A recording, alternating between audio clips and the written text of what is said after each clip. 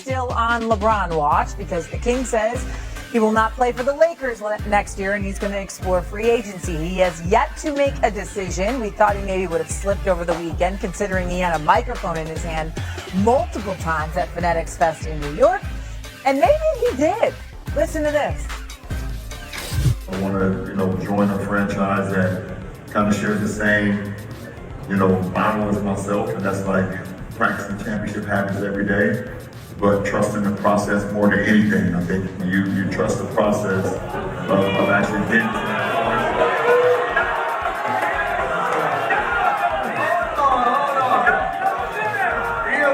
Realize, that's the term. That's the term. And by the way, I'm I've been saying to trust the process since I was drafted in like 2003. I don't even know if he was even born yet. Trust the process. We all had to rewind to be sure we heard the right thing. Brian Windhorst joins us now here on First Take. Wendy, was this a little bit of a breadcrumb maybe for LeBron? No. Good morning, Shay.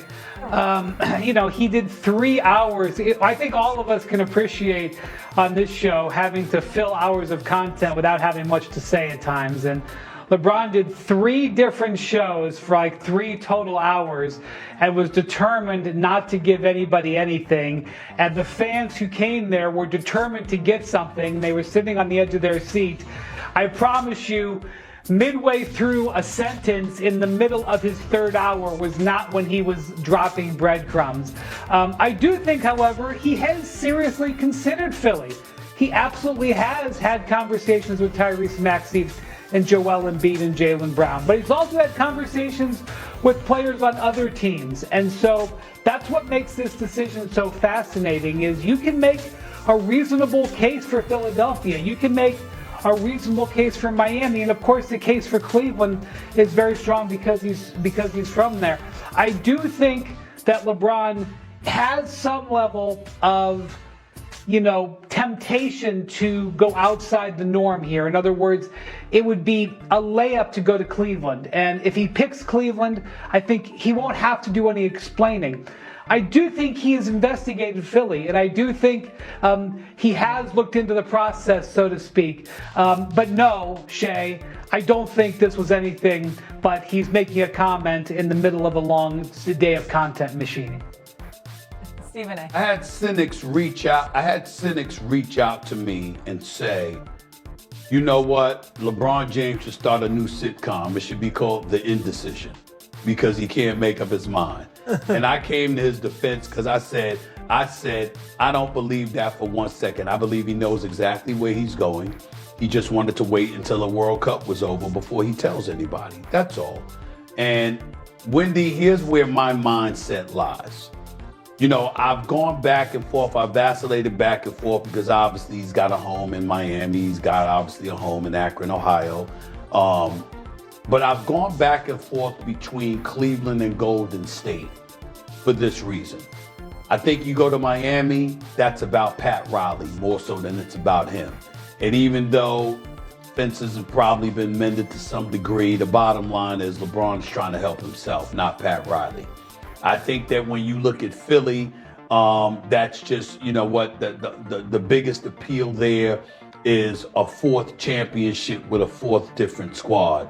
And obviously nobody in NBA history has done that. So that might be something of an allure, of intrigue to him. But the reason why Cleveland and Golden State stand out in my mind is this. Literally in Golden State, he can have practice or game and fly home for 45 minutes and fly back the next morning. Literally, anytime he wants to, which means he would be near his family, which is obviously of paramount importance to him, particularly at this stage in his life. I don't think that that's a surprise to anybody. Here's the other thing, and Wendy, you can speak to this, but Doggy, you feel free to do so as well. I find it very hard to believe that LeBron would dangle Cleveland. That's not him when it comes to that area. That's home. And I think that for him, to approach the final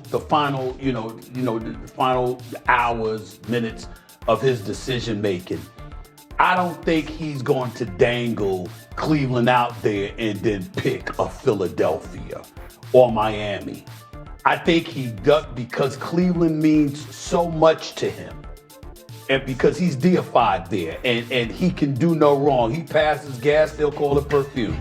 He can do no wrong, okay? He goes to Cleveland, he knows what that area is gonna mean to him. And his to end his career feeling joy every single day that you go to work because you're that beloved. That is LeBron James in Cleveland. And I think the only thing that justifiably usurps that is him being near home, which Golden State presents to him as an option. Playing with the greatest shooter God ever created, and Steph Curry, who is still a superstar personified in this game, going to work with him every day. LeBron will be in a position where he can go from averaging 20 points a game to averaging 20 assists because you're throwing it to Steph Curry. That's how lethal that would be. And he's near home. And he can go back and forth anytime he wants to. So to me, it comes down to those two in terms of my thinking. I have no idea. This is not 2010. I have no idea what he is going to do. I haven't heard what he's going to do.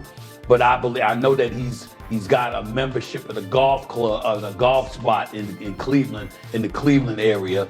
But that don't mean anything. At some country club, but that don't mean anything. In the end, what it comes down to is that I think Cleveland means too much to him for him to dangle them out there and then choose Philly or Miami.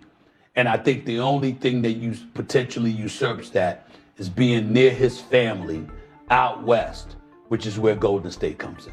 Yeah, I think that makes perfect sense. Yeah, I think what Steve said makes perfect sense. I don't think he's going to Miami. He's already won there. And he goes back there and doesn't win. If Mars has 2 championships, Cleveland is home. This is me. I mean, I know you guys love to talk about this. I think most sports fans have had enough. Make a call. We know he was going to wait for the World Cup to end so he gets some spotlight. I think they're misreading it entirely. I don't think the sports fan right now in the middle of July is, I know that you guys think I'm wrong. I just don't sense that they're sitting there waiting around for LeBron to make his decision of where he's going to, when they've done it 4 times. It's not like they haven't done it before. He took forever with the decision. He went back to Cleveland, Lee Jenkins of Sports Illustrated. Then he goes to LA. Now we're back in the situation again. I mean, to me, it's a little wearing as a sports fan. Wake me up when it's over. Now, that's the way I feel about it. A lot of people feel differently. Hey, you know what? He's LeBron James, big star. A lot of teams. He's on Fan Addicts. He's talking to Djokovic and all. And we can have some. You can milk it all you want. That to me, I don't like that from a sports fan's perspective, because that to me is just doing it from a PR perspective.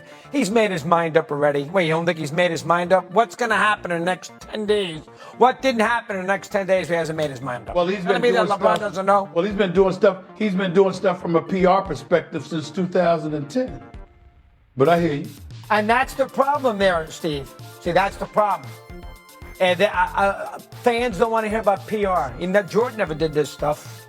It's a different age. Well, why is it different? You just don't do it. It's just a different age. There's a lot more that comes with it. There's a lot.